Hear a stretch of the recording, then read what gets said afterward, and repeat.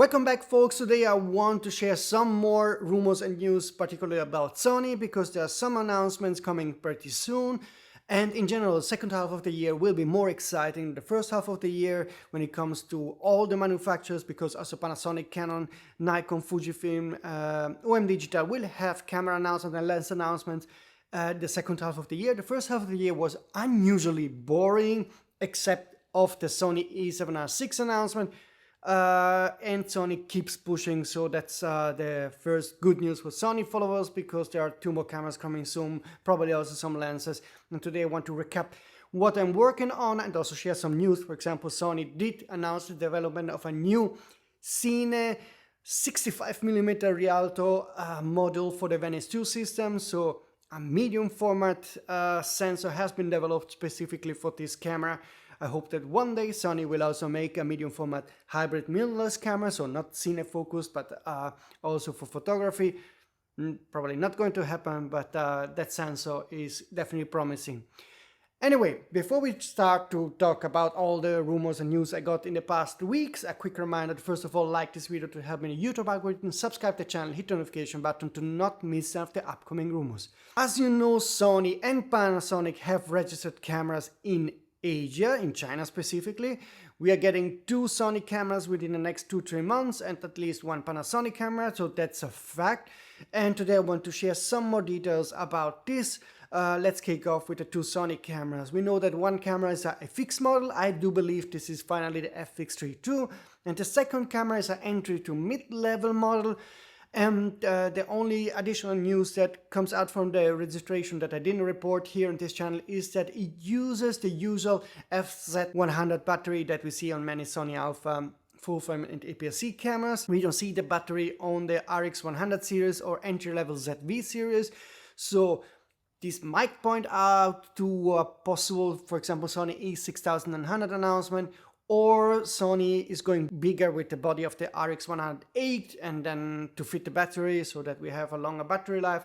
But just saying that this is an additional fact that is confirmed in the registration. We still are not 100% sure what's coming.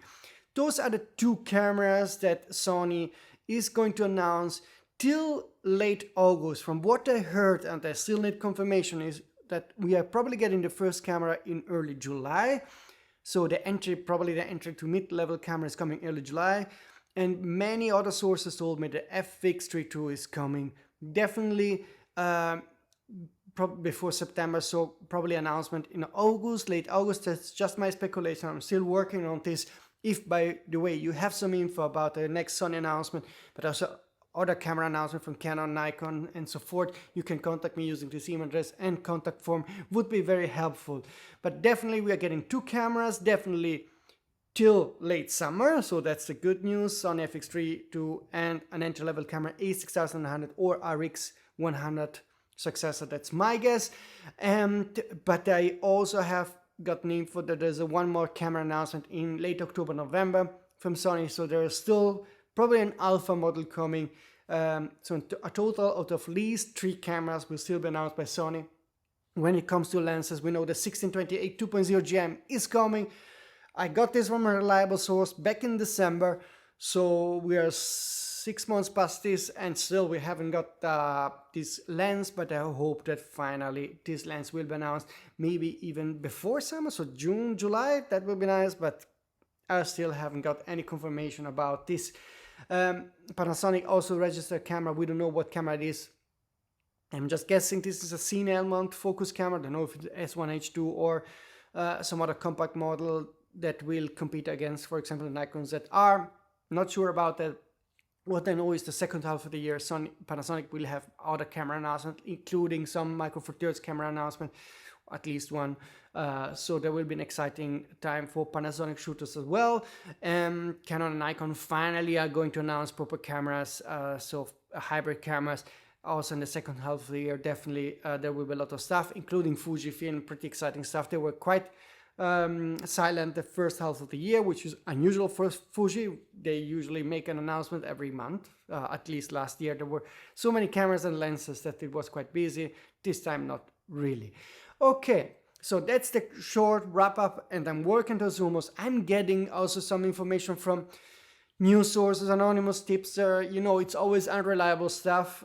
So I'm always waiting to source. Other sources can double check, triple check the info. For example, just to make you an example of a completely non-confirmed rumor, one of the sources claims he talked to a high-level Sony manager, and he said that definitely you should wait for the FX32 because it's going to be a great camera, and he said that it will have a new dual processor engine and a new global shutter sensor.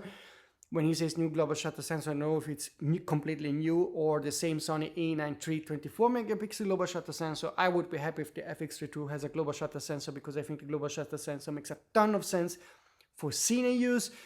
You get rid of a ton of artifacts and issues that you have since forever in the cine industry. Global shutter fixes them. Of course, a small drop of dynamic range, whatever, but it's really negligible. If the FX32 would even have a newer version of a global shutter sensor, so that this has been improved over the Sony A9 III, I think that would be a great camera. But let me know in the comment system what you think about this.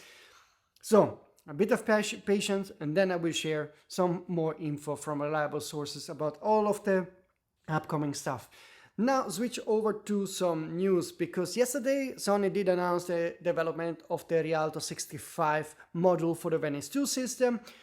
And what's interesting, this is a newly developed medium format sensor from Sony that is 33.5% larger in area than the Fujifilm GFX and the Hasselblad X2D sensor. So we're getting really close to the true 645 format. I would love one day to have a more hybrid photo-oriented alpha camera with a proper 645 sensor instead of that middle ground that the GFX and the Hasselblad are using. Of course, we know the whole discussion, do you really need it? No, of course you don't need it. 99.9% of the people don't need crazy megapixel, crazy frame rate, and so forth. But I think there's still a niche market that wants that tiny bit of extra resolution and tiny bit of extra kind of medium format look, that something it's real, something it's not real. I think it would be worth a shot for Sony to do a camera like this. But anyway, we are getting this Cine camera that has this special sensor, and you can see the images of the Rialto 65 here. The camera will be released in 2027. Compared to a full-frame sensor, this sensor is 123% larger, so more than twice as big. We're getting, as usual, a ton of new Chinese lens manufacturer announcements. I'm not covering all the news because I would have to make a video twice a week only for that. So follow the rumor websites where I cover all those releases. Chinese manufacturers are really pushing hard, innovating. We saw that they are now also making zoom autofocus lenses. There will be more zoom autofocus lenses announced this year. The quality is getting better and better, particularly when it comes to autofocus performance. And now we have today a new lens announcement from 7 Artisans. Actually, they already had it announced for the Z-mount system, the 135 1.8 full-frame autofocus lens, but today also the L-mounted E-mount version have been released. Next week, Viltrox will launch the 75mm 1.8 and the 90mm 2.2 aps-c E-mount lenses. Now, if you have some rumors to share, again, a reminder to contact me here or here using the email address or contact form that is anonymous. Use a nickname so that I can recognize you in future. And if you don't want to miss any of the upcoming rumors, and particularly when it comes to the next announcement from Sony, subscribe to the channel, hit the notification button so that you get a notification when I have a video. And hopefully in the next couple of days and weeks I get us some proper reliable information about the next Sony camera. And finally maybe we're getting also the 1628 2.0 gem that I think is really a lens that many of you want and will be definitely exciting. Okay folks, that's it for today, and I see you very soon.